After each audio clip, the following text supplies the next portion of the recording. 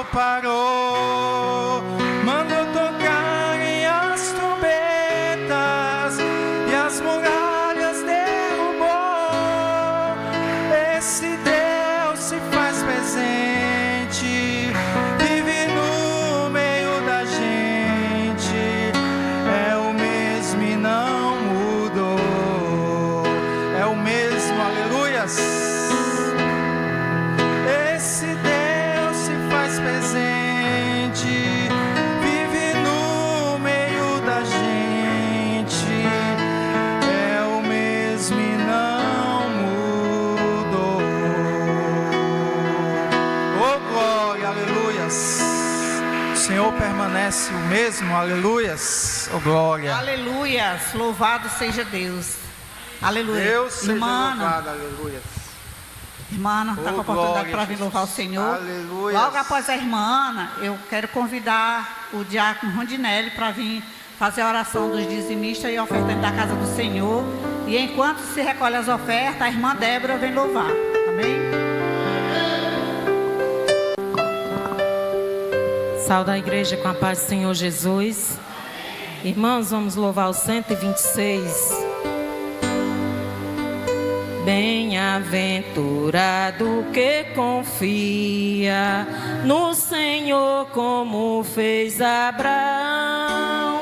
Ele creu ainda que não via, e assim a fé não foi em vão. É feliz quem segue fielmente nos caminhos santos do Senhor. Na tribulação é paciente, esperando no seu Salvador. Os heróis da Bíblia Sagrada não fruíram logo seus troféus, mas levaram sempre a cruz pesada para obter poder dos céus. E depois saíram pelo mundo como mensageiros do Senhor, com coragem e amor profundo, proclamando Cristo Salvador. Quem quiser de Deus ter a coroa, passará por mais tribulação. Às alturas santas ninguém voa sem as asas da humilhação. O Senhor tem dado aos seus queridos parte de seu glorioso ser. Quem no coração for mais ferido, mais daquela glória há de ter. Quando aqui as flores já frenecem, as do céu começam a brilhar. Quando as esperanças desvanecem, o aflito crente vai orar. Os mais belos hinos e poesias foram escritos em tribulação, e do céu as lindas melodias se ouviram na escuridão. Se confia tu inteiramente na imensa graça do Senhor, seja de ti o longe o desalento e confia no seu santo amor. Aleluia, seja a divisa do herói todo vencedor, e do céu mais forte vem a brisa que te leva ao seio do Senhor. Glória a Deus, eu agradeço a minha oportunidade, em nome de Jesus. Cumprimentar a igreja com a santa e gloriosa paz do Senhor. Glória a Deus. Levante na sua mão o seu dízimo e a sua oferta que você trouxe para abençoar a casa do Senhor. E vamos orar. Maravilhoso Deus, querido, eterno, majestoso, santo, verdadeiro, fiel, todo-poderoso. Em nome do teu Filho amado Jesus, Senhor, entramos na tua santa e poderosa presença, Pai, para te agradecer a nossa vinda até o teu templo, Deus todo-poderoso. Venha orar nessa noite a favor dos dizimistas, dos ofertantes da tua casa, Pai. Abençoa, Deus todo-poderoso, aquele que tem para dar, também o que não tem, Senhor, que está sem condição, que se encontra com a porta fechada. Vem repreender, Deus todo-poderoso, tudo aquilo que atrapalha as finanças, tudo aquilo que atrapalha da gente trazer para a tua casa, Senhor, para que haja mantimento na tua obra.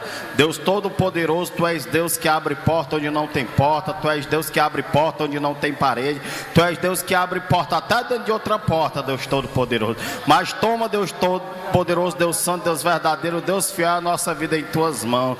Vem, Senhor, vem preparar, Senhor, para que o teu servo venha comer o melhor desta terra, Deus todo-poderoso, para que o Senhor venha encher os nossos celeiros, Senhor, mas nos ensina a te glorificar com celeiro cheio e com celeiro vazio, a quando houver abastança ou quando tiver também a escassez, porque o apóstolo Paulo já dizia: sou acostumado a viver na abundância, mas também na escassez, mas tudo posso naquele que me fortalece. Seja o nosso fortalecedor todos os dias, Deus todo-poderoso, para que a gente não venha, Deus todo-poderoso, querer murmurar, nem que a pessoa venha querer esquecer de ti. Davi já dizia: Senhor, não me dê muito, para que eu não venha esquecer de ti, nem me dê pouco, para que eu não venha murmurar. Nos dê, Deus todo-poderoso, o suficiente, Senhor, para que a gente viva, sustente a nossa família e traga, Senhor, o dízimo e a oferta para a tua casa. Vem, Deus todo-poderoso, abençoa nesta noite o dízimo e os ofertantes da tua casa, em nome do Pai, do Filho e do Espírito Santo de Deus. Amém. Graças a Deus.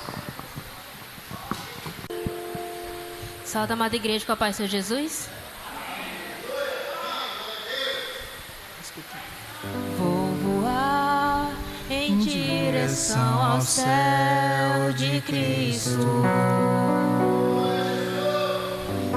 Isso foi Ele mesmo quem me prometeu. Vou voar, pouco tempo aqui me resta.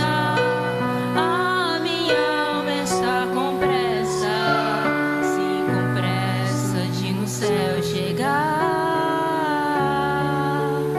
Vou voar em direção ao céu de gozo, repouso, para sempre ali eu terei. Vou voar como voam santos anjos, serafins, também arcanjos, maravilhas ali desfrutarei. Vou voar Nas asas do vento, na hora e no tempo em que Deus me chamar. Vou voar, quem dera fosse agora subir para a glória onde meu Deus está.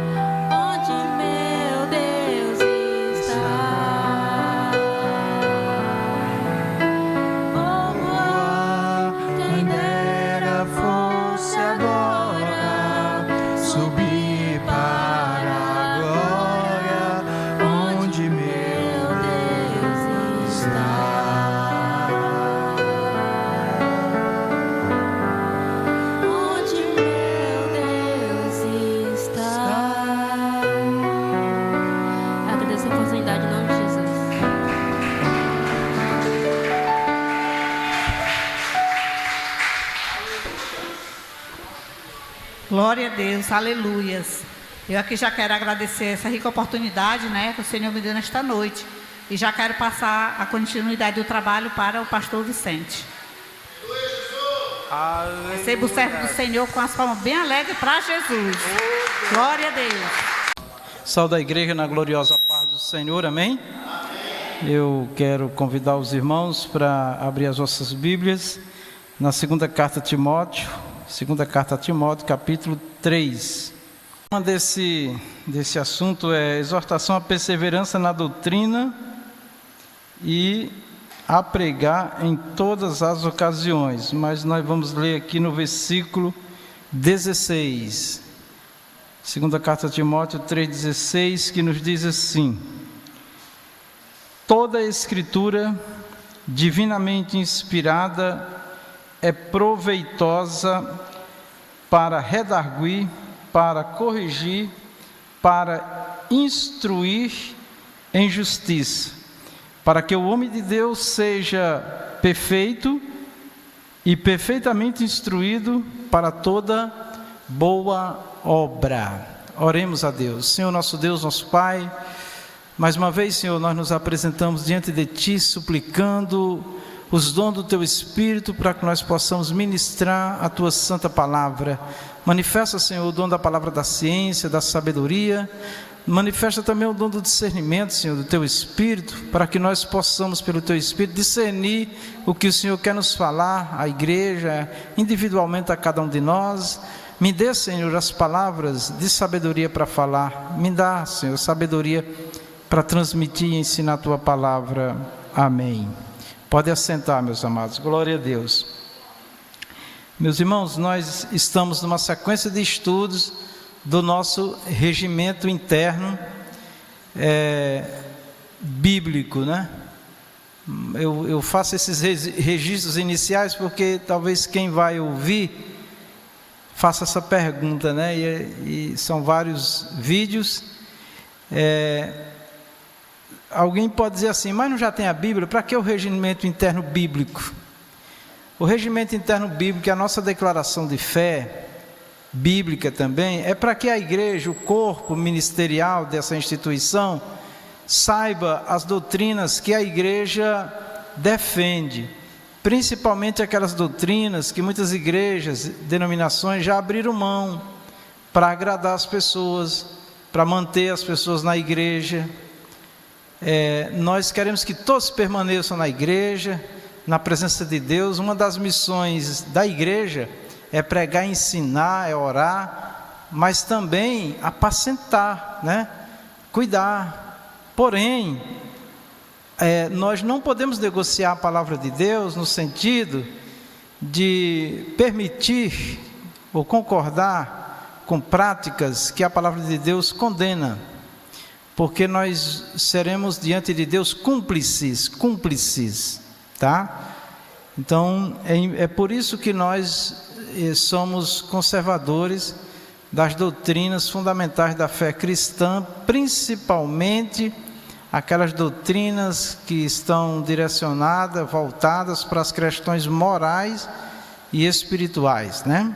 Sabemos que tem muitos temas maravilhosos na Bíblia para nós estudarmos, né? De muitas bênçãos, de muitas vitórias, mas nós não podemos esquecer da nossa vida diante do Senhor. E essa é uma das preocupações do regimento interno, é que o ministério seja conservador das doutrinas básicas da fé cristã, tá bom? Bom, doutrina bíblica e fundamento apostólico. Então, essa foi a iniciação da igreja na doutrina dos apóstolos, que receberam do Senhor Jesus, na palavra de Deus. E o ensino dos apóstolos era contínuo e era visível no templo, nas casas, em todo momento, né? A exemplo do Senhor Jesus, seguindo o exemplo de Jesus. E o nosso objetivo com o regimento interno, além de dizer o que nós cremos, é que a igreja Pentecostal Renovação dos Remidos, ela siga um padrão doutrinário, porque hoje nós temos uma diversidade de doutrina é ensinamento, de ensinamentos, de crenças, né? palavras que estão na Bíblia, tem igrejas que estão dizendo que não tem problema, e tem problema. Se está lá escrito e diz para nós não fazermos, vai dar problema, amém? Então temos que observar toda a palavra do Senhor. Muito bem, a vontade de Deus, o crescimento do seu reino e uma igreja restaurada, renovada, avivada e santa. Nós não temos dúvida que historicamente, desde os apóstolos, que deu início à igreja sem a presença física de Jesus, mas o Senhor Jesus sempre com eles e está conosco, o desejo de Deus é o crescimento do reino dele. Mas o crescimento do reino não significa também ajuntamento simplesmente de pessoas que confessam Jesus, reconhecem Jesus como Salvador e não tem regra, quer viver de qualquer maneira, né? Isso daí não é possível segundo as Escrituras, amém? Então essa é a base das nossas preocupações com as doutrinas que tratam da questão da moralidade, né? Bom, o Senhor Jesus quer uma igreja, o Espírito Santo quer uma igreja restaurada, né? Inclusive, irmãos, quando Jesus veio, o Messias, uma das promessas do Messias, quando ele veio, Israel, na totalidade da nação, não aceitou aquele Jesus, esse que nós cremos, que é o Messias, e nós não temos dúvida, né? Está provado. Mas enfim, uma das missões de Israel uma das missões do Messias era restaurar a nação de Israel espiritualmente e moralmente, mas não foi aceito. Inclusive, o Senhor Jesus, num dos seus discursos, ele diz assim, olha, dizendo para os fariseus, alguns sacerdotes e fariseus da época, escribas, olha, o povo aceita vocês porque vocês não pregam contra o erro deles, e me rejeitam porque eu prego contra o erro deles, né? Então assim, todo cristão que se posiciona como um cristão bíblico, segundo as Escrituras, no temor do Senhor, ele vai ter rejeição. Toda igreja que se posicionar vai ter rejeição, tá? É assim, Jesus foi rejeitado também, né? Então nós não podemos abrir mão dos princípios. Então uma igreja restaurada, Deus veio para restaurar Israel, e Jesus veio para restaurar Israel, e o Espírito Santo está o tempo todo querendo restaurar. Alguma coisa que não está bem nas nossas vidas, simbolizando uma casa, uma construção, ele quer restaurar, né? Quando nós vemos uma parede com uma pequena rachadura, nós ficamos preocupados. Pode ser a massa que foi aplicada na parede, ou pode ser de fato alguma coisa ligada à fundação da casa. Se for a fundação da casa, aí eu já tive que tirar a coluna de um templo nosso, né, dos nossos templos, tirar 2 colunas para colocar outra coluna, porque a rachadura estava comprometendo a construção e aquele templo poderia ir abaixo, né? Agora eu fiquei sabendo de uma tragédia que houve aí num templo aí, que o templo estava forrado com PVC, ou era gesso, um desses forros assim, e a madeira apodreceu e eles não perceberam, e o teto veio abaixo. Aparentemente estava perfeito, bonito. Assim também somos nós. Nós podemos fazer até uma boa apresentação, mas a restauração verdadeira, ela acontece dentro de nós, que naturalmente vai refletir na nossa imagem, no nosso corpo físico, tá? Então essa questão é muito importante que a igreja esteja atenta. Uma igreja renovada, né? Essa renovação aqui, meus amados, tem que ser do Espírito Santo, e a renovação que vem de Deus, ela passa pela palavra. Ela não pode ser só movimento, não pode ser só festas na igreja, shows, não. Porque muitos desses movimentos que o povo delira, que o povo, né, ficam demonstrando assim uma alegria extravasante, mas você vai ver a vida de muitas daquelas pessoas, não estão alinhadas com Deus, não estão vivendo uma vida que Deus quer. Então isso não é renovação, isso não é o verdadeiro avivamento. Verdadeiro avivamento, a gente sabe quando a igreja está avivada, é 8 horas da manhã, que é muito tarde já, né, para orar no domingo. É na oração, é na evangelização, é nas visitas, é no serviço do reino. É onde a gente vê a renovação, onde a gente vê o avivamento. É a presença, é a participação, é a ação da igreja. É isso que demonstra que a igreja está viva, avivada, né? Não é só na hora da pregação, do ensino e do louvor no templo não, tá bom? E santa, eu venho repetindo aqui diversas vezes, que o povo povo de Deus na Bíblia, no tempo dos apóstolos, principalmente por muito tempo, os crentes eram conhecidos como santos. Você chama um crente hoje de santo, ele pula para trás, muitos pulam para trás. Que é isso? Santo só Deus, quem sou eu? Pois muito bem, Deus diz que nós temos que ser santos. Amém? Então vamos rever esse entendimento, tá bom? Santo homem, santa mulher, santo servo, não é ser perfeito, não é ser perfeito. Inclusive, na palavra do Senhor diz, irmãos, que Deus levantou pastores, apóstolos, doutores, mestres, está lá escrito, dons ministeriais, para quê? Para o aperfeiçoamento de quem? Lá não está dos crentes, lá está dos santos. Então, se um santo precisa ser aperfeiçoado, é porque ele não é perfeito, mas ele está em processo de santificação. Sabe quando é que vai terminar o nosso processo de santificação? Quando Jesus arrebatar a igreja, não é isso? Para nós não relaxarmos, amém? Nunca aceita essa ideia que é disseminada na mente de alguns cristãos, que um pecadinho aqui, outro acolá não faz diferença. Vamos ter cuidado, não vamos abrir brecha para Satanás. Mas enfim, vamos lá. O objetivo geral, nós estamos já quase na conclusão do regimento interno. O objetivo geral é orientar. O primeiro objetivo do regimento interno não é colocar ninguém na parede, é orientar, é ensinar, é esclarecer o cristão a moldar-se à palavra de Deus. Se a palavra de Deus não nos moldar, se nós não encontrarmos uma forma de vida, de ser humano, ser espiritual, de um ser social, um cidadão do céu, de como viver, então, nesse caso, nós não estamos, de fato, dentro do propósito do Senhor, tá bom? Precisa de uma restauração, né? Então, vamos lá. Não a filosofia pragmática, que inclusive está infiltrada de forma disfarçada no mundo cristão. Essa filosofia, ela prega o seguinte, ela é muito utilizada no mundo secular mesmo, dos negócios, mas está dentro da igreja também, porque grande parte da igreja do Senhor Jesus, que leva o nome do Senhor Jesus, se tornou um ambiente de comércio, de negócio. Isso é condenável por Deus, certo?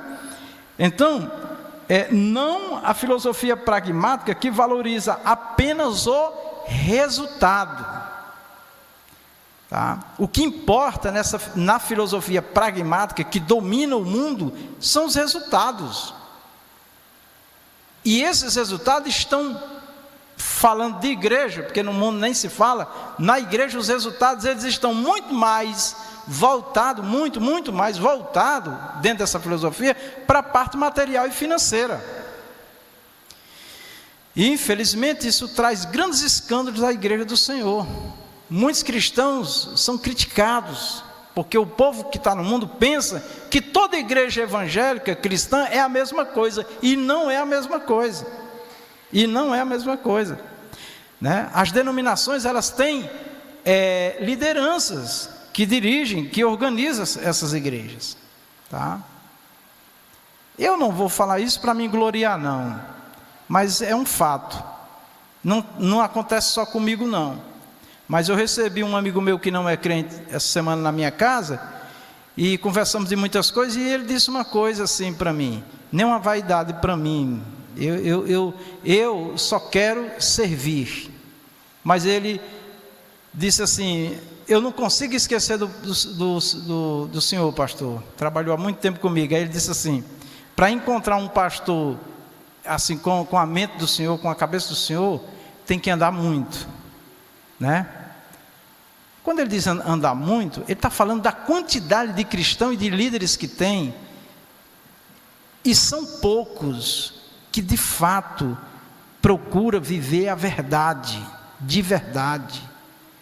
Estão dentro dessa filosofia pragmática, estão atrás de resultados, fazem qualquer negócio, tá? Por que eu estou falando isso? Por que o pastor cita essas coisas? Porque eles não têm compromisso com a palavra de Deus, e eles pregam o que o povo quer ouvir, e condena o que as igrejas, não só essa, mas muitas outras, pregam a verdade, tá certo? Então, Antes de você crer em qualquer doutrina, irmão, em qualquer ensinamento que você ouve aí esparramado na internet, venha ao seu pastor, vai aquele irmão que teme a Deus, aquela irmã, e procura tirar a dúvida com ela. Não aceita qualquer coisa não, amém? Muito bem, você está aí com a sua Bíblia aberta em 2 Timóteo 3, 16 e 17. Olha o que diz a palavra. Toda a escritura, toda, é a Bíblia, está falando da Bíblia Sagrada, o livro sagrado. Toda a escritura divinamente inspirada é proveitosa para ensinar, para redarguir, para corrigir, para instruir em justiça. Claro que a Bíblia tem muitos outros temas e assuntos importantes e maravilhosos.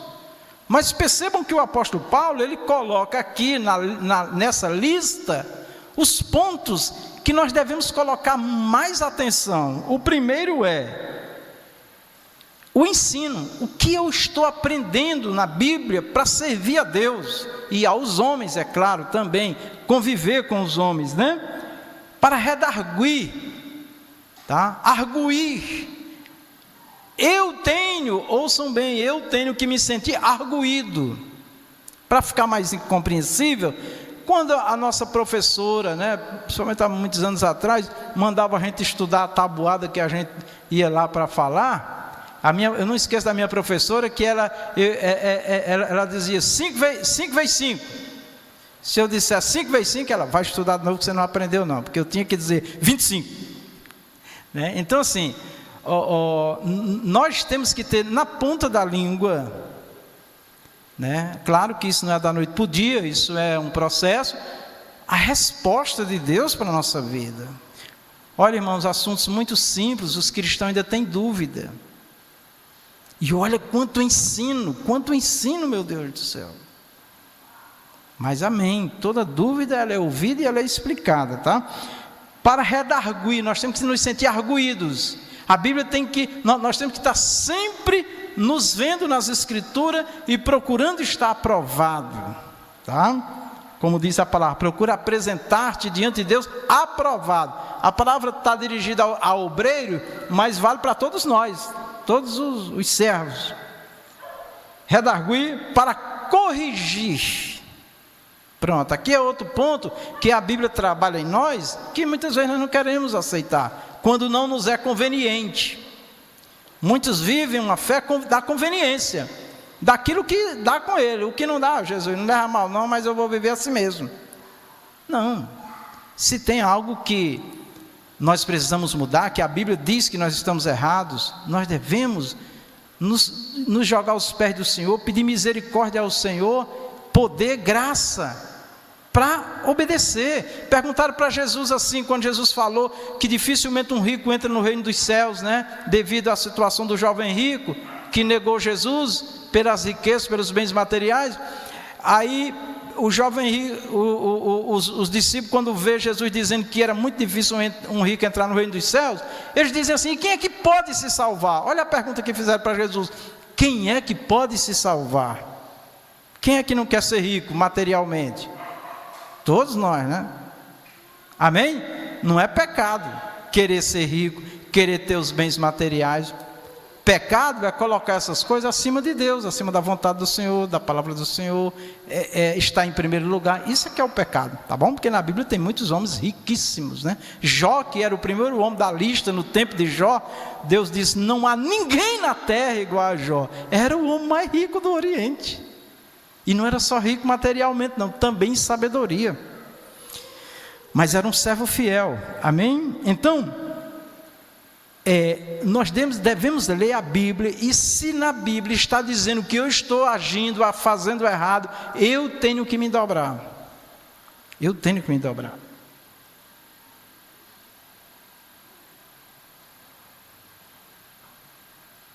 Nunca, ouçam bem isso, confie na misericórdia de Deus, no amor de Deus, que é verdade, Ele é misericordioso, Ele é amor, Ele é longano. Nunca confie para viver deliberadamente fazendo o que quer da sua vida, nem eu nem você.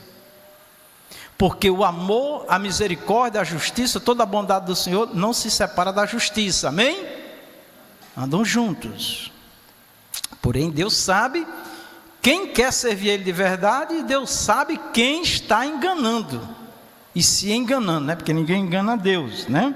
Então vamos lá.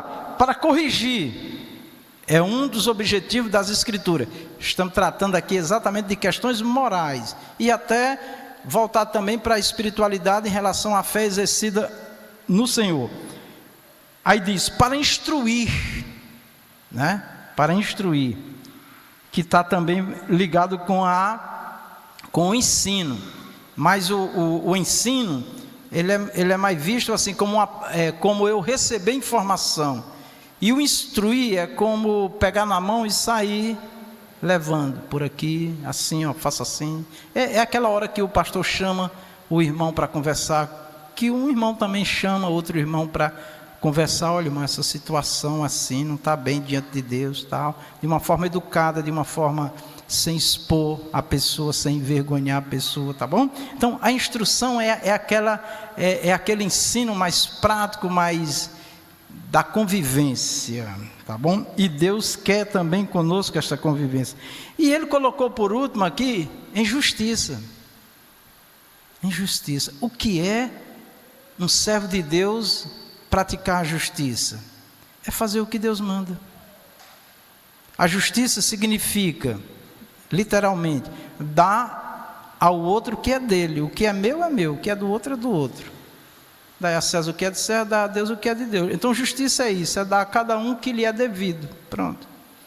E em relação a Deus, justiça é praticar o que Ele manda. Quando Jesus foi se batizar, João Batista disse, não, Senhor, quem deve ser batizado sou eu, o Senhor me batiza, e não eu batizar o Senhor. Mas Jesus disse a ele o quê? Me batiza para quê? Quem lembra? Quem lembra?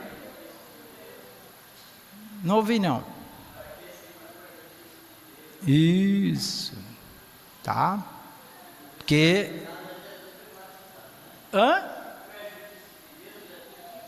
Sim, porque ele era homem e precisava ser batizado também para nos dar o exemplo. Ele não foi batizado porque ele era pecador, ele foi batizado para cumprir a justiça. Então, isso é para nós entendermos que em tudo nosso Senhor Jesus foi exemplo de justiça, de amor, de misericórdia, de tudo, de sofrimento, de tudo para nós. Ele é o exemplo maior. Se alguém disser, Jesus, olha a minha situação, ele disse, eu também já passei por aí. Né? Então, tudo que nós passarmos de sofrimento, de bênção, de tudo, Jesus conhece, Jesus já passou. Então, é maravilhoso isso, tá bom? Versículo 17, aí na sua Bíblia, diz assim, para que o homem de Deus seja o quê? Vamos falar bem alto, seja o quê? Isso. Algum homem chegará à perfeição? Não. Mas o alvo é a perfeição. A Bíblia diz, ser perfeito. A Bíblia diz, não pequeis, mas nós pecamos. Mas quando a palavra de Deus, quando Deus fala assim, Ele está dizendo o que Ele quer de nós, mas Ele sabe que nós não vamos conseguir, mas Ele não quer que eu e você relaxe. O mundo mudou, né? Mas Deus não muda. Ele disse, eu continuo o mesmo, sempre. Deus não precisa mudar, porque Ele sabe de tudo. O último instante do ser humano na terra, Ele sabe. Esse momento agora, Ele sabia que nós estaríamos aqui. Ele sabe de tudo. É chamado na Bíblia a presciência de Deus. Ciência é conhecimento, um conhecimento prévio de tudo. Então, é assim, tá? Para que o homem de Deus, aqui essa palavra homem, é bom entender que ela fala do gênero humano, é homem, mulher, não tem sexo aqui, tá? É o ser humano. Para que o homem de Deus, né? O homem de Deus seja perfeito e perfeitamente instruído para toda boa obra, tá? Então, irmãos, se nós queremos apresentar uma boa obra para o Senhor, vamos mergulhar na Bíblia, vamos ler, vamos estudar, vamos ser um bom ouvinte, vamos refletir, meditar, pensar.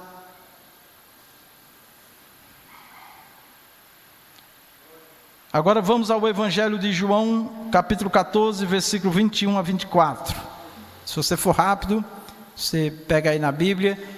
E quem quiser a doutrina, essas doutrinas aqui do regimento interno, eu estou passando para quem pedir, mas depois eu vou montar todos os estudos do regimento interno, fazer um vídeo só, porque eu tenho que fazer vários cortes para publicar, tá bom? Porque tem assuntos que é muito para nós aqui presencial, tá bom? Porque outras pessoas às vezes vão ouvir e vão interpretar fora do contexto do que está falando e pode fazer um juízo errado do que nós estamos falando, tá certo? Por isso que a gente não publica tudo.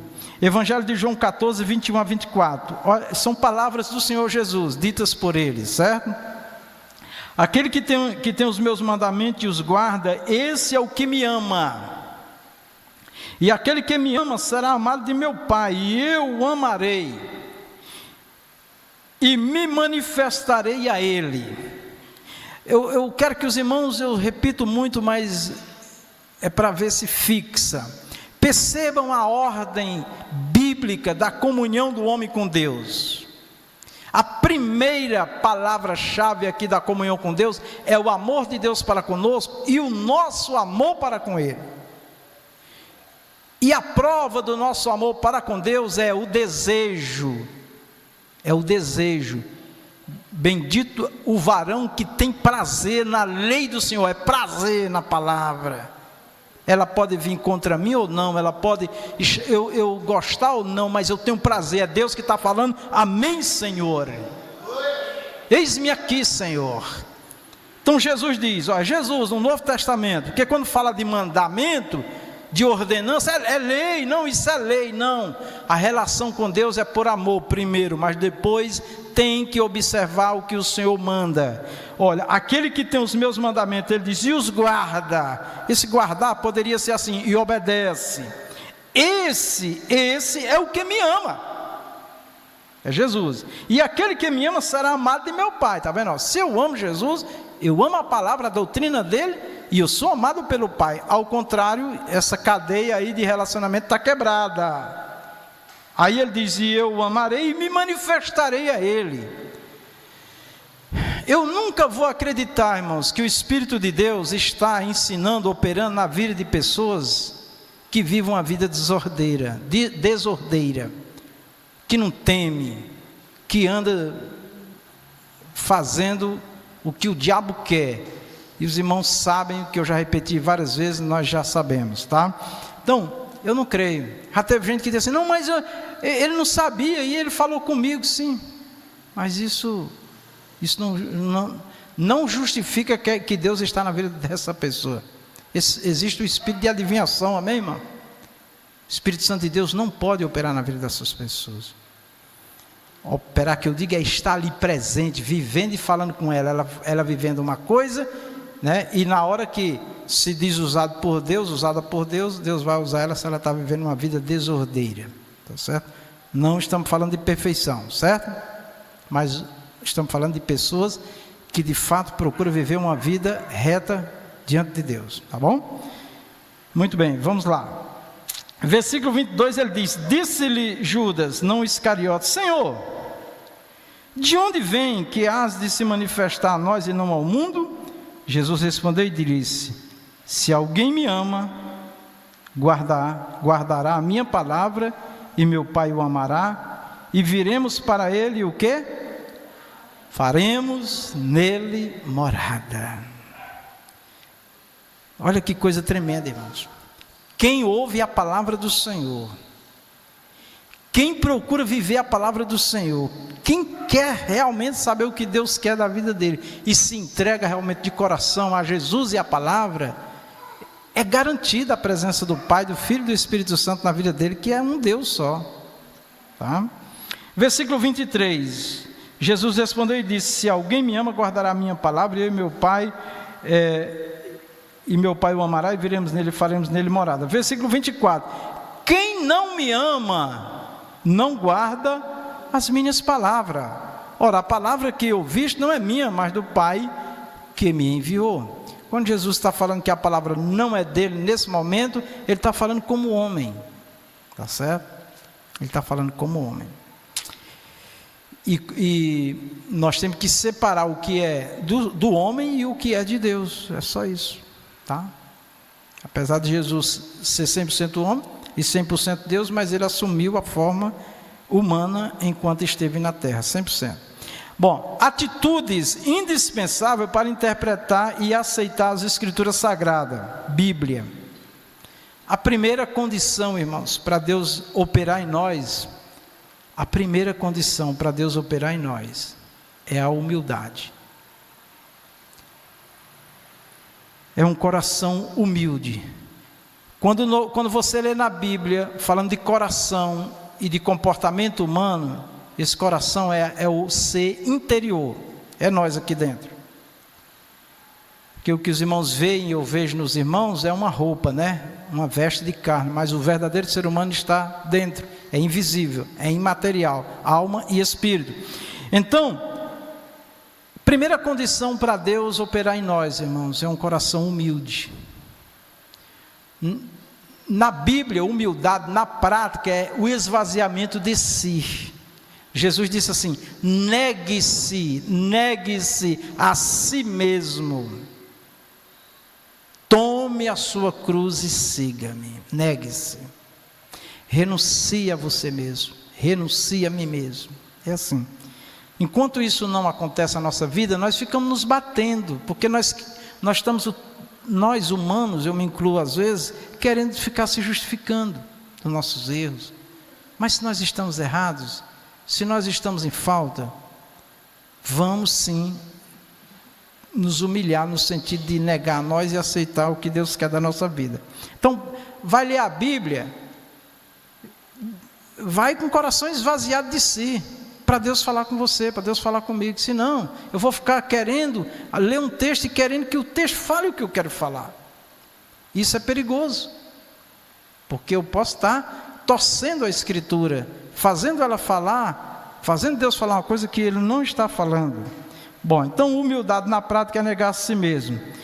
Toda pessoa humilde, ouçam bem isso, quando o pastor fala isso, parece que o pastor está querendo, como alguém disse para mim, isso é um cala-boca, é? Eu digo, não é cala-boca não.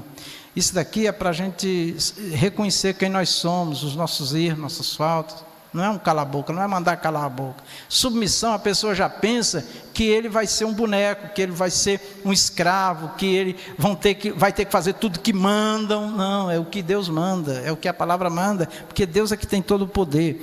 Então, toda pessoa humilde, você já vê logo o quebrantamento e a submissão. É um dos grandes sinais visíveis de uma pessoa humilde. Uma pessoa que não é humilde, como Jesus disse, vinde a mim que sou humilde de coração, com facilidade se exalta, com facilidade resiste. Não deixa nem a pessoa terminar o que está falando, já está se levantando já, porque não aceita, é dura cerviz, né? E esse comportamento Deus não opera, irmãos. Enquanto nós não... Pedro, por exemplo, um ótimo servo, mas duro.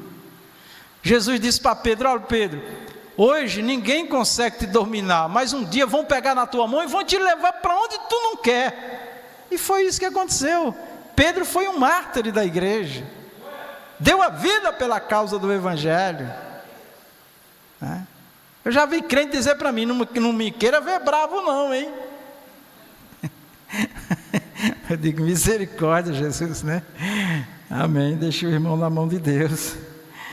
Misericórdia. Então vamos lá. Submissão é um resultado visível de quem é humilde.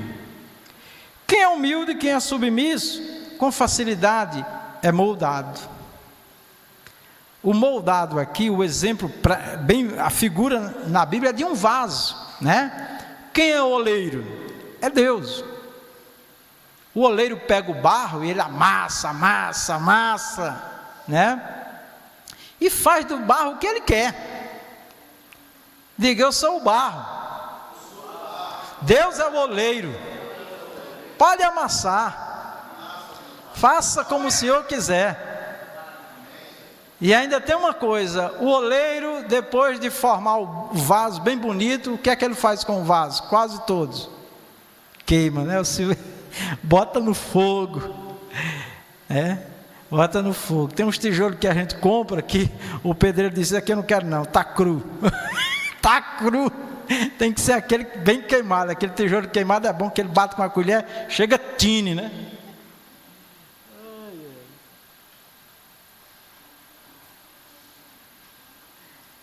Então esse é o tijolo bom. E a gente vê que o tijolo, quando ele não foi queimado, que ele leva chuva, com o tempo ele se desfaz todinho. Tem uns tijolos numa parede lá em casa que eu não reboquei, que ele já foi todo destruído já tem que botar outro no lugar dele.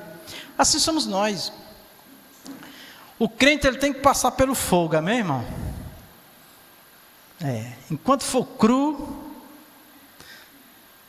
não dá certo não aguenta não, o negócio não é sério. Diga: pode queimar, Jesus. Aqui nós estamos falando do fogo da purificação, amém? Pode purificar, Jesus, tem misericórdia de mim. Somente a palavra de Deus é a regra de fé do cristão, amém?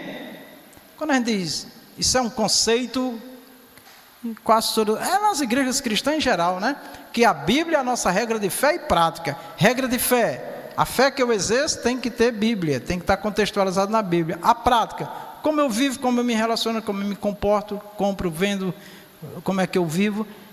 Isso é a prática, tem que ser Bíblia, Escritura Sagrada. Tá bom, Deus pode falar numa revelação, numa visão? Pode, às vezes a pessoa não está enxergando, aí Deus vem e usa na revelação, usa na visão, mas vai ter um contexto bíblico que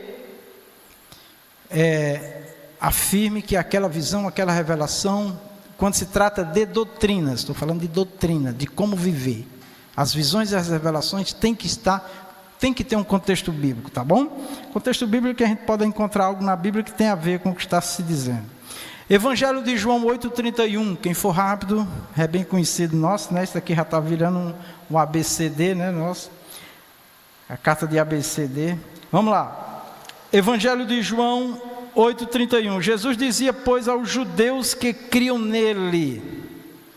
Aqui, irmãos, se os irmãos leem o versículo 30, vai dizer assim, que muitos creram em Jesus depois do discurso dele. Aí, em vez dele Jesus manifestar uma alegria, uma expressão de muita festa, pela decisão de muitos ali por reconhecer que ele era o Cristo, ele era o Senhor, ele era o Salvador, ele, em vez disso, ele falou exatamente isso daqui, ó. Jesus dizia, pois, aos judeus que criam nele, se vós permanecerdes na minha palavra, verdadeiramente sereis meus discípulos. Então, uma das características visível de um discípulo é porque a forma como ele vive, anda, fala, como ele se veste, a postura dele, a maneira dele de levantar, sentar, de viver, é visível ali a palavra de Deus. A gente diz, esse irmão, essa irmã é um servo, é temente a Deus, que bênção, né? Ao contrário de outros que o outro olha e diz, mas é crente mesmo, é? Isso não é cor de crente. Às vezes até o que não é crente, que não se conhece nem Bíblia, diz, mas crente é assim mesmo, é? Enquanto que o outro que dá testemunho, esse irmão aí é da religião mesmo, é da igreja mesmo, né? Porque está vendo, é visível, tá bom? Claro que tem, né? Também aqueles mascarados, aquelas pessoas que são artistas, né? Atores, né? Mas, enfim, nós estamos falando de coisa normal, né? Mas vamos lá, então Jesus diz, olha, se vocês, e ele se dirigiu aos judeus, porque os que não eram judeus que estavam ali, para Jesus era tranquilo, porque o problema, os irmãos percebam que uma pessoa quando aceita Jesus, você ensina e ela tem uma facilidade enorme de receber o ensino, quando ela, logo nos primeiros dias, meses, anos de fé. Depois de um certo tempo é que começa a dar trabalho.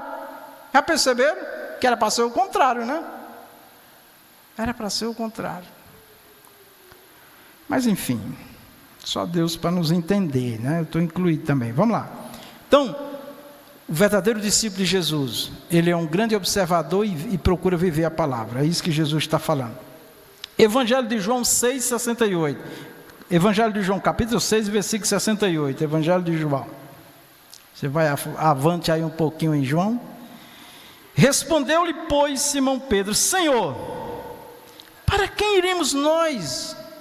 Só tu tens as palavras da vida eterna. Em que contexto está isso aqui? Esse contexto está porque Jesus falou que aquele que no começo da carne não bebesse o sangue dele não tinha vida. E os judeus enlouqueceram com aquilo dali.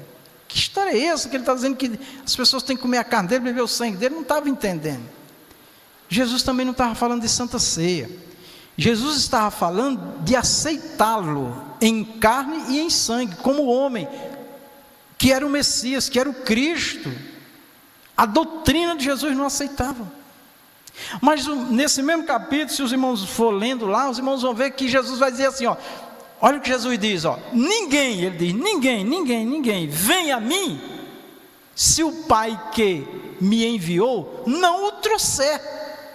Olha que Jesus, homem, tinha toda a sabedoria, mas Jesus, homem, deixou para nós o exemplo que uma pessoa só vem mesmo a Jesus, só tem um encontro verdadeiro com Jesus pelo Espírito de Deus. Por isso que nós repetimos muito, a missão da igreja é ensinar, é pregar e orar, porque só o Espírito Santo é que vai convencer. Eu faço mais uma vez um apelo a esta igreja: não entre nas guerras carnais, onde mistura política e religião. Pregue o Evangelho do Senhor Jesus, dê testemunho da transformação de Jesus na sua vida, porque o pior inimigo da igreja hoje, ele pode ser um grande defensor da igreja amanhã. Quem era que tinha coragem de pregar a Saulo, né? Que matava os cristãos, prendia, açoitava, esteve presente na morte de Estevão e de outros mais. Mas Jesus veio e teve um encontro pessoal com Paulo. Então, a nossa guerra, meus irmãos, a nossa luta, ela não é carnal, ela não é sangue e carne, ela é espiritual. E as armas que nós usamos devem ser também espirituais. Quando Paulo diz assim, tomai toda a armadura de Deus, ele não fala de nenhuma arma física, mas todas espirituais, tá bom? E a igreja traspassou a história nos piores momentos de perseguição, até de morte, sem usar uma espada, sem usar faca, sem usar nenhuma arma de fogo, nada. E até hoje, os verdadeiros cristãos, eles perseveram e eles lutam e eles vencem, pregando, ensinando e orando. Tá bom? Então, só para que a igreja, né, não entre em guerras ideológicas. Nossa guerra é contra os demônios. Vamos orar. O momento da igreja evangélica é grave e contraditório, viu, irmãos? Olha, o momento da igreja evangélica é grave e contraditório. Grande parte, ouça o que eu estou dizendo aqui, é grande parte, é uma parte, mas é muito grande, da igreja está festejando o crescimento e avivamento com a adesão de pessoas de todas as classes sociais, sem se moldar. Pelo contrário, a igreja está se moldando cada vez mais aos moldes do mundo. Falo sem medo de errar, porque eu conheço um pouquinho lá do outro lado, do mundo cristão. Os lugares que estão abarrotados, não é por palavra de Deus que transforma e que liberta, é por alguma vantagem, é por algum benefício terreno e material. Sem dúvida, pode ir lá que você vai ver. Pode ir lá. Tem igrejas evangélicas que de manhã, 6 horas da manhã, eu já passei em frente, o povo não cabe dentro da igreja, mas vai ver, está lá. Só coisas materiais. Deus abençoa na parte material? Sim. Deus prospera? Sim. Mas Jesus não fez nenhuma concentração com esse objetivo. Jesus multiplicou os pães e os peixes. Quando foi na outra multiplicação, Jesus disse: vocês me buscais pelo pão que perece. Vocês deviam me buscar pelo pão que permanece para a vida eterna. Porque as maravilhas do Senhor é para que eles vissem que Jesus era o Cristo, era o Senhor, era o Salvador das almas deles. Jesus curou 10 homens da lepra, só voltou um dos 10 curados. Jesus disse: cadê os outros? É assim. A igreja, irmão, a verdadeira igreja do Senhor, nós cristãos, confesso em Jesus, devemos pedir graça a Deus para nos mergulhar em Deus, no Espírito de Deus, na palavra dEle. E a prosperidade é garantida, irmãos.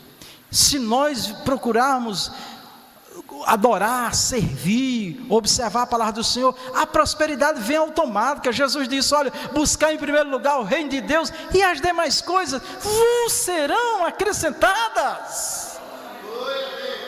Se eu e você estiver procurando viver a vontade do Senhor, nos esforçando, né, no sentido, o esforço aqui não é que o ser humano tem capacidade própria para servir a Deus, mas ouvindo e orando e pedindo e suplicando misericórdia, me ajuda, eu quero viver a verdade, será uma bênção.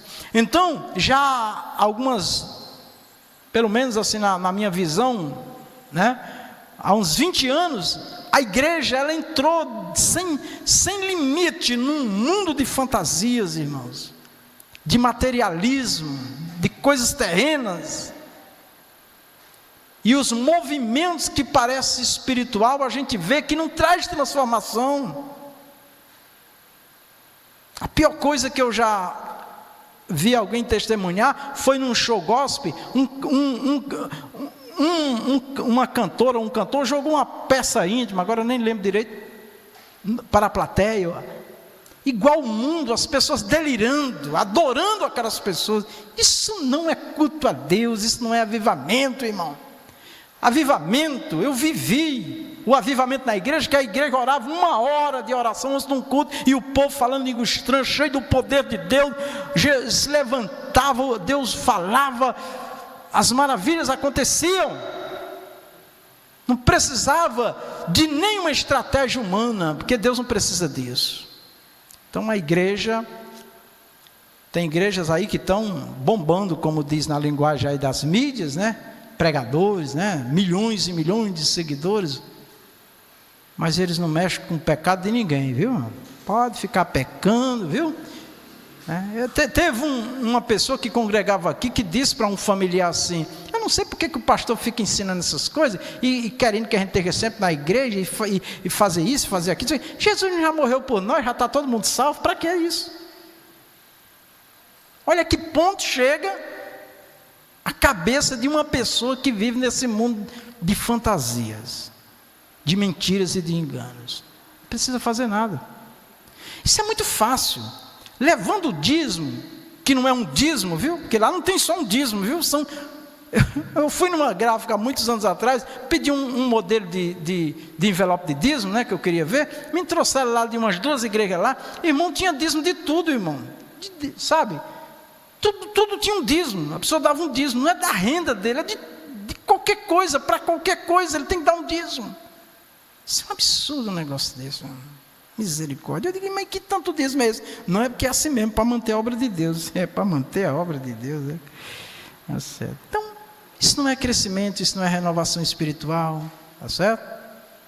Primeiro, um sinal também de um renovado é que ele se preocupa com o que está na miséria, com o que está com fome, se preocupa com a necessidade dos outros, né? Isso é a renovação. Romanos 12 e 2. Carta aos Romanos 12 e 2 diz para nós: e não sede conformados com este mundo. Quando diz aqui não seja conformado, está falando de forma. A nossa forma, nossa forma de vida, de postura, de comportamento, não pode ser igual a deste mundo, quando contraria, né, claro, os princípios de Deus. Aí ele diz: mas sede transformados pela renovação do vosso entendimento. Para quê? para que experimenteis qual seja a boa, agradável e perfeita vontade de Deus. Então, percebam, irmãos, que os apóstolos, inclusive Paulo, que foi um dos maiores ensinadores da igreja na época, toda manifestação de Deus, a partir do ensino de Jesus, dos apóstolos, dependia da nossa relação com Deus e com o nosso próximo. A forma de vida dependia. Tá? Então não é o tom da voz, não é a forma que eu me apresento, que diz que eu sou, é a vida. Inclusive há uma frase também muito inspirada, que disse o seguinte: fala-se muito de Cristo e vive pouco Cristo. Fala-se muito de Cristo e vive pouco Cristo. Fala-se muito de Jesus e vive pouco Jesus. Um dos significados na literatura da palavra cristão é um pequeno Cristo, no sentido de que nós somos uma réplica de Jesus, devemos ser. Jesus é a luz do mundo, mas ele disse: vós sois a luz do mundo, vocês, através de vocês o mundo será iluminado, vós sois o sal da terra, né? Então é isso aí. Muito bem. Pela renovação do vosso entendimento, para que experimenteis qual seja a boa, perfeita e agradável vontade de Deus, tá? Muito bem, vamos avante. Evangelho de João 3, 3 e 4. Evangelho de João capítulo 3, versículo 3 e 4. Evangelho de João 3, 3 e 4. Jesus respondeu e disse: na verdade, digo que aquele que não nascer de novo não pode ver o reino de Deus. Para ver o reino celestial, o reino de Deus, tem que nascer de novo, né? Muito conhecido nosso. Jesus respondeu: na verdade te digo que aquele que não nascer da água e do Espírito não pode entrar no reino de Deus. Os irmãos percebem que há dois momentos na vida de um cristão. O primeiro é o nascer de novo. Quando ele nasce de novo, quando ele tem um encontro, ele contempla o reino de Deus. A cortina se abre, a cortina celestial se abre para ele. Mas percebam que para ele entrar, ele já precisa do Espírito Santo e da palavra, amém? Quando Jesus morreu, tinha dois malfeitores do lado dele na cruz. Um blasfemou e o outro aceitou Jesus. Senhor, quando tu entrares no teu reino, lembra de mim. Jesus disse: hoje mesmo estarás comigo. Jesus já garantiu a salvação, porque ele não tinha tempo, né? Para viver uma experiência com o Espírito Santo, tem com a palavra de Deus. Se uma pessoa aceitar Jesus, ele viu, nasceu ali no sentido de ter um encontro com Jesus, e ele, naquele mesmo instante, partir, está salvo. Mas se ele, todo dia, todo mês, semana, ano que ele tiver, ele precisa observar a palavra do Senhor, porque isso também conta na salvação, tá bom? Alguém pode dizer assim: não, acho que não. Tá certo. Pois o jovem rico perguntou para Jesus: o que devo fazer para me salvar? Jesus falou os mandamentos. Ele disse: desde moço eu tenho observado. Jesus disse: tá bom, só falta uma coisa. Você vende tudo que você tem, todos os seus bens, quando você não tiver mais nada, você volta para me seguir. Jesus pediu muito? Pediu muito. Mas Jesus ofereceu muito mais, não foi? Jesus disse: e tu terás um tesouro no céu. E às vezes nós não queremos trocar coisinhas bobas aqui dessa terra que não agrada a Deus, e dizemos que somos salvos. É perigoso isso daí. Não tem nada a ver. Uma doutrina de Satanás que tomou conta da mente, do coração de muitos cristãos é o não tem nada a ver. Se está escrito, tem tudo a ver. E aí, denominações grandes pegou partes da Bíblia e deixou de lado, e quando vai se falar, não é costume. No dia que Sansão cortou o cabelo, ou cortaram o cabelo dele, ele perdeu a força, amém? Onde era que estava o poder de Deus na vida dele? Era no cabelo? Não, era na obediência. É melhor obedecer do que sacrificar. E Deus não respeita rei, bispo, apóstolo, ninguém não. Na desobediência não, ou se converte ou é fogo. Eu tenho que dizer assim porque é verdade, né? Bom, Hebreus 12 e 14.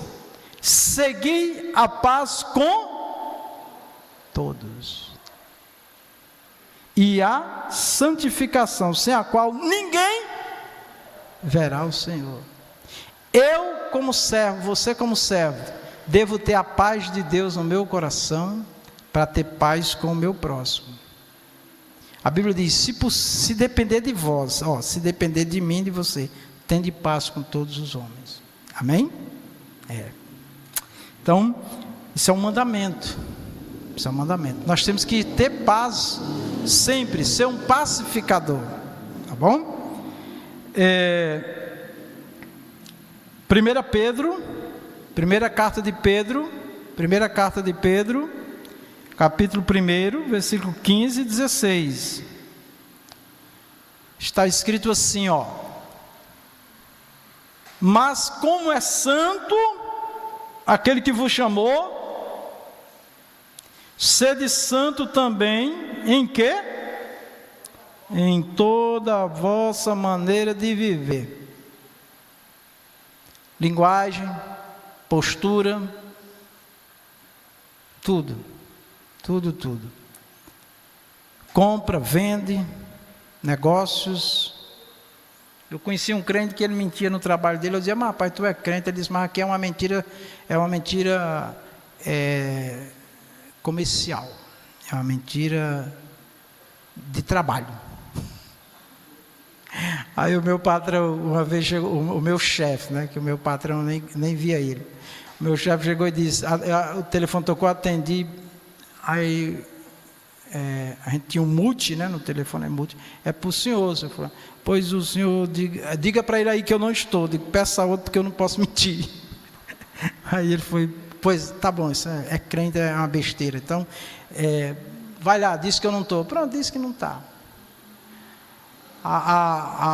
Uma pessoa chegou lá na casa da irmã, aí bateu palma, aí a irmã diz assim, vai lá meu filho, e disse para ela que eu não estou. Aí a criança chega lá na porta e diz, mamãe mandou dizer que ela não está. Brincadeira, né, meu? Brincadeira. A gente ri para não chorar, né, irmão? Tem gente que brinca, mente para dar risada. Está lá na roda dos escarnecedores, Salmo 1, misericórdia. Tudo, irmãos, não é ser carrancudo, não é ser aquela pessoa. A gente pode brincar, mas não precisa mentir para brincar.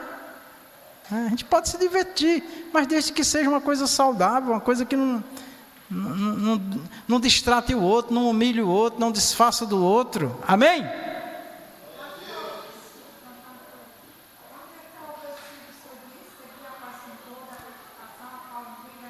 Hebreus 12, 14. Hebreus 12, 14. Versículo 16. Portanto está escrito, sede santo. Os irmãos recebem essa palavra aqui, nós recebemos sede santo como uma ordenança, o Senhor mandando nós sermos santos. Porque eu sou santo. Onde não há compromisso e zelo, o resultado é uma igreja morna, sem poder, sem abundância de dons do Espírito Santo, nua espiritualmente e cada vez mais rica financeiramente.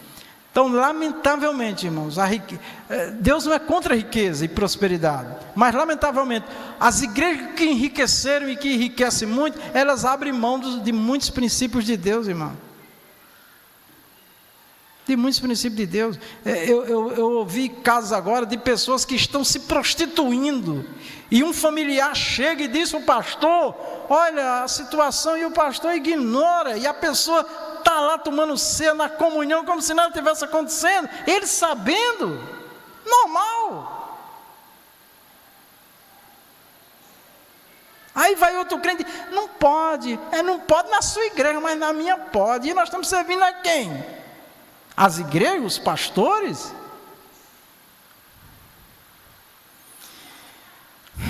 Então é por isso que nós, irmãos, não podemos deixar de ensinar isso, tá certo? Muito bem, vamos lá. Como dizes, olha em Apocalipse, quem for rápido, é o último livro da Bíblia, Apocalipse 3,17. Apocalipse 3,17, está escrito assim: como dizes, rico sou, e estou enriquecido, e de nada tenho falta. Quanta gente está aqui, meu irmão, se achando, longe de mim. Sou pecador, somos pecadores, dependentes de Deus, carentes da misericórdia do Senhor. A mesma palavra diz: e não sabes, aqui é Jesus falando, e não sabes que és nu, e não sabes que é um desgraçado. É tão feia essa palavra, desgraçado, mas é para entender assim, não tem graça, não tem minha graça, é só isso, tá bom? Sem graça de Deus, é um desgraçado, miserável. Essa palavra miserável é porque o Senhor está dizendo, Paulo falou assim: o homem que espera nas coisas desta vida é o mais miserável dos homens, porque as coisas desta vida vão ficar, ninguém leva nada. Agora as coisas eternas, o tesouro do céu, Jesus disse que a traça não corrói, o ladrão não mina. Então é bom a gente entender isso aqui, porque tem gente que leva isso para a questão social, e a questão aqui é espiritual. O desgraçado é sem graça, o miserável é que não tem nada de Deus, do tesouro celestial, para ter tudo aqui na terra, mas é um desgraçado. Não tem graça, é um miserável, é um pobre, vai ficar tudo aí. E às vezes deixa tudo e ainda é responsável pela morte, porque os filhos que ficam se matam, as famílias. Agora nós vimos no final do ano, uma família lá, um familiar matou não sei quantos da família e outras pessoas, confusão de herança, é o que não falta, é isso aí. Miserável, ele diz, e pobre. Porque para Deus, irmãos, o homem pode ter todo o ouro dessa terra, ele é um pobre e cego. Tudo isso está relacionado ao reino de Deus, ao mundo espiritual, irmãos. As pessoas que acham que por estar na igreja, que esse povo aqui estava na igreja, mas não estava servindo a Deus de verdade. Essa palavra primeiro é para mim, eu tenho que ficar e você alerta o tempo todo, como eu estou vivendo. Aí ele diz, e nu. Jesus em outra parte diz assim, compra de mim vestes brancas, vestes de salvação. Diante dessas palavras, nós não podemos ser uma liderança frouxa, que não chame as pessoas e fale a verdade quando elas precisam ouvir, com todo respeito, claro, sem envergonhar ninguém, tá certo? Nunca em público. Quando eu falo em público, citando o nome de pessoas. A fé que recebemos e pregamos. Olha a fé que o apóstolo Paulo recebeu, que os apóstolos receberam. Atos 20 e 27. Se você for rápido aí no livro de Atos 20 e 27, tá bom? Quando terminar o estudo, quem quiser, eu tenho umas folhas aqui desse estudo de hoje, porque a impressora não deu um problema, não imprimi a quantidade, aí eu tenho aqui uma quantidade. Quem vier pegar aqui, tem algumas folhas aqui para você já ir revendo em casa. A fé que recebemos e pregamos, Atos 20, 27. Olha o que Paulo diz, a Paulo apóstolo. Porque nunca deixei de vos anunciar o quê? Todo o conselho de Deus. Nós temos que examinar toda a Escritura. E os ensinadores têm que ensinar tudo que ele recebeu do Senhor. Um pregador não pode ficar limitado só a bênção e vitória, só massageando o ego das pessoas. Como também o pregador não pode ficar também só exortando as pessoas, só cobrando das pessoas. Não, é o que Deus der. Porém, no nosso culto de doutrina, com a igreja, nós vamos tratar das questões morais e espirituais, porque nós temos culto de oração para trabalhar bênçãos, vitórias. Nós temos culto aos domingos, que é o culto público, que é para proclamar as boas novas de salvação, mais um culto evangelístico, e nós temos a escola bíblica que trata de assuntos doutrinários, temas gerais, Então, cada momento a gente aproveita, para trabalhar aquilo que é conveniente, que é mais adequado. Para terminar, desligar, suspender da comunhão, não pode, pode, vamos lá, Mateus capítulo 18, versículo 18 e 19, versículo 18, em verdade vos digo que tudo que ligardes na terra, será ligado no céu, e tudo que desligares na terra, será desligado no céu. Também vos digo, que se 2 de vós concordarem na terra, acerca de qualquer coisa que pedirem, isso lhes será. É importante a gente observar esse ponto aqui, ó. Não é tudo que a igreja concorda que vai acontecer, que 2 irmãos concordam que vai acontecer, não. Se não tiver no propósito de Deus, não acontece, porque aqui diz que lhe será feito. Deus vai fazer ou não. Então é importante nós estarmos atentos, que está nos céus. Então aqui fica claro, irmãos, que existe uma ligação perfeita do céu com a terra e da terra com o céu.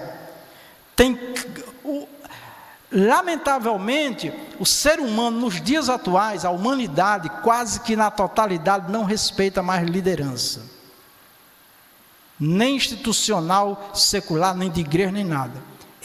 Diz que é ele Deus. Já tem muitos aí se proclamando crentes independentes, dizendo que não precisa nem congregar para se salvar. Então tem muita coisa errada, né? Então, na Bíblia, né? Deus errou muito em criar organização. Não tinha denominação certa na Bíblia, mas tinha organização, tinha obreiros, né? Líderes que Deus levantou. Depois a igreja teve que se organizar também institucionalmente. Claro que tem os abusos, né? Infelizmente, mas uma liderança de Deus nunca será ditadores, mas será apenas administradores. Tá bom? Que tem o dom de administrar, né? Então vamos lá. Para concluir, divergências doutrinárias é o que não falta hoje. Então nós procuramos contextualizar, né, o que nós falamos para ter um respaldo bíblico de temas bíblicos abandonados por muitas lideranças pervertidas, né?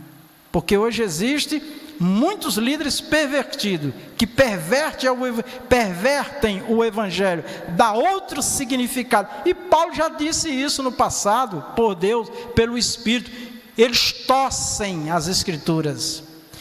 Também Paulo, pelo Espírito, disse que nos últimos tempos, os homens iam ter líderes, pastores, segundo o seu ventre.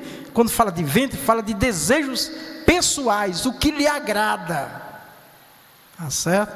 E quem não encontrar uma igreja pode abrir uma, não tem problema, né? Só que diante de Deus não vai ser fácil.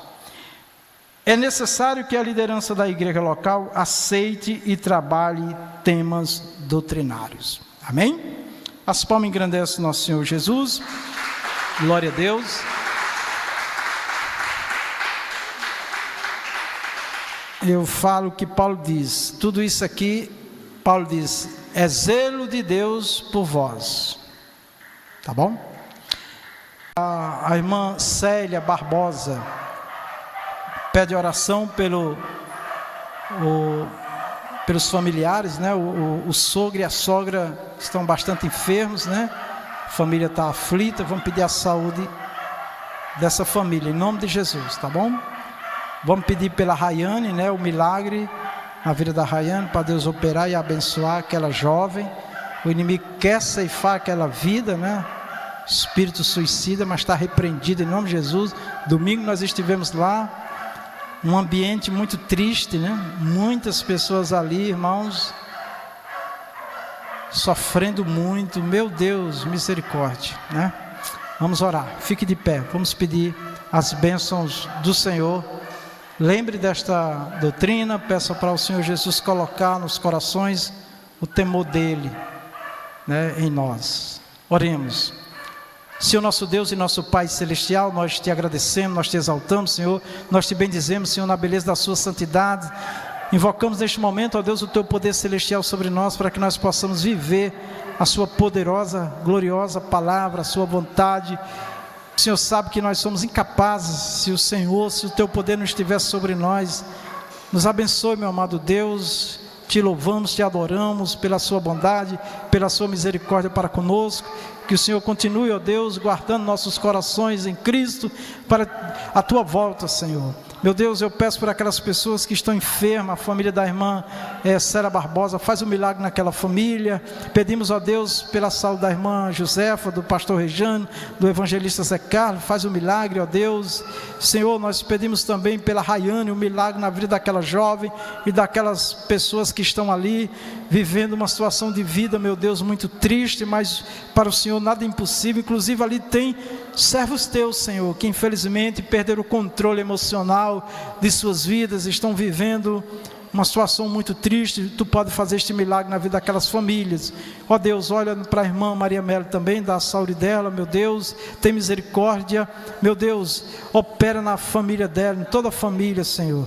Também, meu Deus, nós pedimos por esta família, a irmã Ivoneide, o irmão Luiz André, por esta criança, meu Deus, o Cauã, opera, meu Deus, na vida desta família também dando saúde. Pedimos, meu Deus, a tua bênção sobre nós, o livramento. Olha para cada família. Pedimos a saúde da irmã Lúcia Amaro também, Senhor. Opera maravilhosamente, Senhor. Te agradecemos por tudo, em nome do Senhor Jesus Cristo, em nome do Senhor Jesus, amém. Mais uma vez as palmas exaltam Jesus. Meus irmãos, antes de encerrar, nós temos a alegria, né, de dizer que recebemos uma visita tão esperada, a nossa irmã Laudiceia, né, e ela trouxe também a nossa irmã Irene, né, glória a Deus.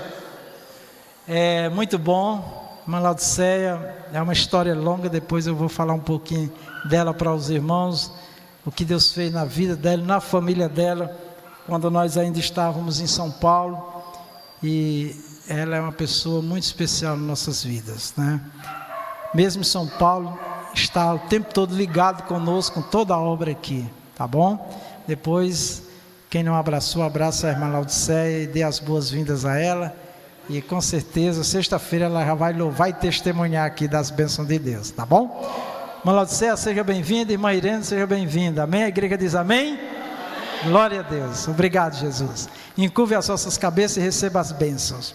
Que o amor de Deus, a graça do nosso Senhor Jesus, a doce comunhão do Espírito Santo seja conosco e com a igreja de nosso Senhor Jesus em toda a face da terra. Todos nós dizemos amém, na gloriosa paz do Senhor.